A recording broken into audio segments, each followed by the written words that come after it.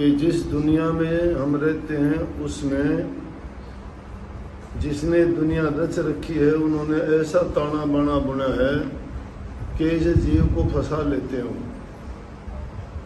एक काल है और दूसरी माया है। माया खेल दिखाती है, लुभाती है, और काल उसकी बुद्धि को हर लेता है। जब बुद्धि किसी की हर ली गई उससे कुछ भी करवा लो। जो आदमी बुद्धि से ठीक होता है वो कभी गलत नहीं करता, ना अपना गलत करता है ना किसी का दूसरे का गलत करता है। और जो दूसरे का गलत करता है वो समझो सबसे पहले अपना गलत कर लिया उसने। इसलिए सत्संग से अगर हम दूर चले गए तो हम सत्संग में क्यों आए। सबसे पहले जो दुआ कहा था, कितना कमाल की बात थी कि जिनको सतगुरु मिल गया उनके ऊंचे भाग। किन लोगों को समझ में आएगी ये बात कि सतगुरु मिलने से ऊंचे भाग कैसे हो जाते हैं। कही है कि मात पिता मिल जाएंगे 184 माह, गुरु सेवा और बंदगी फिर मिलन की नाम। इसलिए है ऊंचे भाग कि जहाँ कहीं भी हमारा जिस योनि में भी, जिस देश प्रदेश में कहीं भी हमारा जन्म होगा तो जन्म माँ बाप के द्वारा हो जाएगा। माँ भी मिल जाएंगी, बाप भी मिल जाएगा। तो बात बहुत ऊंची कही है कि माता पिता तो 184 लाख योनि में जीव पैदा होता है अपने कर्म के अनुसार, वो तो मिल जाएंगे हमें, माँ बाप मिलेंगे, कोई उसमें हिलो हुजत नहीं। लेकिन गुरु नहीं मिलेगा। गुरु भी मिल जाएंगे तो सतगुरु नहीं मिलेगा। गुरु में सतगुरु में बड़ा अंतर है। गुरु तो कोई भी चीज का हमें ज्ञान देता है, गुरु है। जिसने बैठना उठना सिखाया, जिसने बोलना सिखाया, जिसने कपड़े पहनने सिखाए, जिसने खाना खाना सिखाया, जिसने चलना सिखाया, सारी चीज सिखाते हैं ना बच्चे को। खाना खाना भी उसको सिखाते हैं, चलना सिखाते हैं, बोलना सिखाते हैं, फिर उसको दुनियादारी की सभी चीज सिखाने वाले हम हैं। वो तो गुरु हैं, सब गुरु हैं, अनेकों गुरु होंगे। जन्म से लेकर मृत्यु तक वो गुरु बढ़ते रहेंगे। किसी से कारोबार, किसी से पेट भरने का धंधा, किसी से गाड़ी चलाना, किसी से साइकिल चलाना, किसी से कोई योग क्रिया करना, कोई भी चीज जो भी हुनर सीखते हो गुरु से सीखते हो। जिस किसी को देखोगे गुरु मिलेगा उनका। लेकिन सतगुरु कितनों का होगा। सतगुरु बहुत कम लोगों को मिले, और उस सतगुरु के रूप में भी क्या पता सच्चा मिले कि झूठा पाखंडी मिले। इसलिए कि जिनको सतगुरु मिल गया ना उनका लेखा निमट जाता है। उनके ऊंचे भाग इसलिए कहे कि जिसको पूरा गुरु मिल गया उसके काम पूरे। जिसको गुरु पूरा नहीं मिला तो उसका काम पूरा कैसे होगा। पूरा गुरु का मतलब है कि उसको वो आध्यात्मिकता का पूरा ज्ञान देगा, पूरी समझ देगा, उस मार्ग पर चलाएगा। लेकिन किसको, जो गुरुमुख बन के उनकी आज्ञा के अनुसार काम करेगा, उनके वचन उनकी मर्यादाओं को संभाल के चलेगा। और जब गुरु में ही कोई खोट निकालना शुरू कर देगा तो गुरु कहाँ मानना। ये अकेला गुरु का खोट ना समझो, खोट शिष्य में ज्यादा होता है। हम गुरु के पास क्यों जाते हैं। आम बोलचाल की भाषा में गुरु कह देते हैं, वैसे सतगुरु ही कहना चाहिए। हम सतगुरु के पास क्यों जाते हैं। सतगुरु से ही लुका मिची का खेल खेलते हैं। अब मैंने कही थी कि छोटे बच्चे लेके आइए और चले जाइए, वो आप चौधरी आगे बन के बैठे हैं, बच्चे वहां बिठा दिए बाहर। कोई अगर इनको बोलेगा तो वो सत्संगी नहीं है, सेवादार, वो सत्संगी है, मान गए। और वो तो थोड़ी ढील होगी नहीं, सबसे आगे आके बैठते, एक नंबर के दर्जे के गुरुमुख बनते हैं। इस बात को जो समझ जाएगा, इस नमज को कि गुरु ने जो वचन कर दिया वो हमारे लिए वो ही सही है, इस बात को कौन जानेगा। तो वहां क्या क्या हमने अपनी बुद्धि लगाई।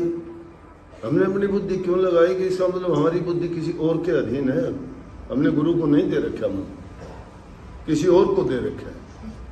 संत मत की खूबी है कि अपना मन, बुद्धि और अपने विचार और ख्यालात अपने गुरु को सौंपिए, गुरु को दीजिए। गुरु की आज्ञा बिन काज न कीजिए, हानि होए तो होने दीजिए। जिसमें गुरु की आज्ञा नहीं है वो काम मत कीजिए, और गुरु की जिसमें आज्ञा है, जिसमें उनकी सहमति है और जिनमें उनका आपके लिए हुक्म है, वो काम आप कीजिए। चाहे आपको लगता है कि इसमें आपको नुकसान है, चाहे आपको लगे कि इसमें हमें दुख होगा, इससे हमें लगता है कि ऐसा काम करने से हमें परेशानी होगी, लेकिन परिणाम उसका सुखद होगा, कभी गलत नहीं हो सकता।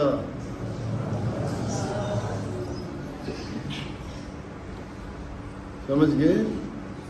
गुरु का वचन निस्वार्थ होता है, वो दूसरे का हितकारी होता है, उसमें गुरु का हित नहीं।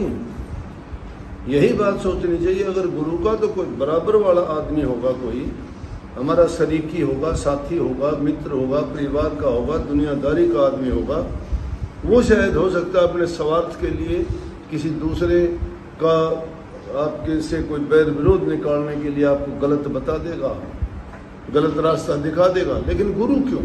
फिर वो गुरु कैसे? गुरु, न्यायाधीश, राजा, वैद, ये कभी भी दूसरे के साथ कपट कर और धोखा नहीं करते। अगर इनमें से कोई धोखा करता है तो डॉक्टर और वैद्य को वैद्य नहीं करना चाहिए, राजा को राजा नहीं करना, न्यायाधीश को न्यायाधीश नहीं करना चाहिए, गुरु को गुरु नहीं करना चाहिए। छोटी उदाहरण बता दूंगा आपको। रावण माता सीता को ले गया, कितना दुख हुआ अयोध्या वासियों को। उस समय के जितनी प्रजा थी, कितना दुख हुआ।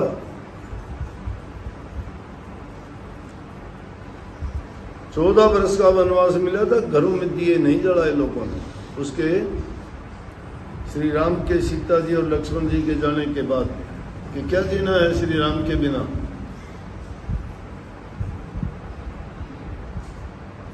और जंगलों में घूमते घुमाते माता सीता को जब रावण लेके गया, युद्ध हुआ, कितने और लोगों की बात छोड़िए, जो मतलब है उसकी बात बताता हूं।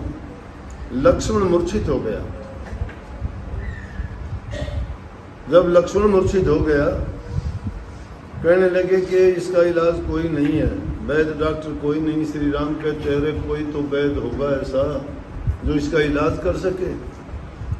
बताया विभीषण ने कि एक वैद्य है लंका में, लेकिन वो लंका रावण की नगरी है, वो आपका विरोधी और दुश्मन है, वो उस वैद्य को आने नहीं देगा, क्योंकि दुश्मन मूर्छित है, वो तो मारना चाहता है।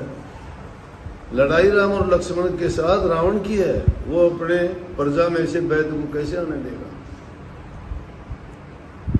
लेकिन श्री राम ने हनुमान जी को भेजा कि जाओ, पहचान बता दी, ठिकाना बता दिया, मकान बता दिया विभीषण ने कि उस जगह पे उनका ऐसा मकान। हनुमान जी गए, जाके उन वैद्य को लेके आए। ज़्यादा इनमें बढ़ाऊं नहीं गा बात को, वैद्य जी को लेके आए और वैद्य जी का सारा सामान भी साथ ले आए। वैद्य आया, आके लक्ष्मण को देख के कहने लगा कि ये तभी बच सकता है, ये मूर्छित है, संजीवनी बूटी चाहिए इसको जिंदा करने के लिए, वो मेरे पास नहीं है। वैद्य था, दुश्मन का इलाज करता था, दुश्मन ही था, विरोधी था। जब कितनी अच्छी और सच्ची बात कही कि मेरे पास दवा नहीं है, नहीं तो जहर भी दे सकता था। विरोधी आदमी जहर देता कि नहीं देता, लेकिन क्योंकि वैद्य का धर्म था। ज्योतिषी, वैद्य, राजा, न्यायाधीश और गुरु ये पक्ष नहीं करते किसी का। अगर पक्ष करते हैं तो उनको वैसा मत कहो। गया, हनुमान जी से कहने लगे, वो भी दिन निकलने से पहले आए बूटी। वो तो काम अलग था, लेकिन मैंने जो बात कहनी चाहिए वो ये कही जो इस बात को सिद्ध करती है कि ये लोग किसी के साथ धोखा दगा नहीं करते। इसलिए गुरु का वचन आपके विरुद्ध कैसे हो सकता है? गुरु तो आपका हित चाहता है, गुरु आपके लिए कल्याणकारी है, गुरु आपके पापों का नाश करने वाला है, गुरु आपको सुख का देने वाला है। इसीलिए तो याचना करिए।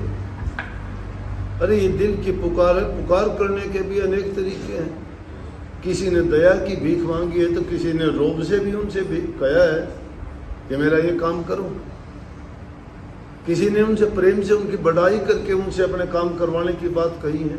भक्तों के अलग अलग तरीके हैं। कईयों ने हट कर लिया, फरीद जी जैसे कुएं में उल्टे लटक गए। नामदेव ने पत्थर की मूर्ति को सामने धर के कहने लगा, दूध नहीं पीऊंगा, तू नहीं पिएगा तो मैं कुछ नहीं खाऊंगा।